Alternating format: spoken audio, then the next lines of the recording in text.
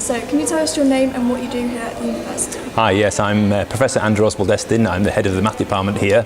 I'm also one of the lecturing staff in the department, and also I conduct research into chaos and nonlinear dynamics and fractals and all sorts of things like that. Okay. Why should students study mathematics here? Well, mathematics is the best subject you can study. Let's get that down on paper first of all. And mathematics is a great subject. It's common throughout the world, and it's a subject that has a number of things to say about it. One is that it opens the doors to a whole range of careers, some of which you could never imagine. But also it's a great fun as well. And the most important thing is that students do something useful, and if you can couple that with having great fun, then I think you've really made it in your choices. What can students expect when studying maths at the university? Well, maths is a great subject, as I said, and so what they expect is a rigorous curriculum. There's no getting around the fact that it's a subject that has its core elements that everybody has to do.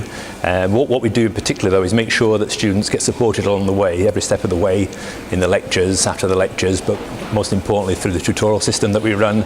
We have students meeting their tutors very regularly, and around the scenes, behind the scenes, we have open doors, and we have the Math Cafe in particular, which is a big thing for us, where students can drop in any time of the day virtually and get answers to their questions that perhaps they were a bit unsure about asking during their regular tuition time. Awesome. And one last question. Would you recommend that a student goes to an open day before coming to the university? Very much so indeed, yeah. But one of the most important things about an open day, I think, is not so much to understand the subject, it's to understand the place that you're going to be studying, perhaps for 3 or maybe 4 years of your time there with us. So really I think you've got to get a sense of how you can live and breathe in the city, and what the department's like, what the university's like in terms of the way students behave and the way staff behave, and I think getting that feel is really very, very, very important.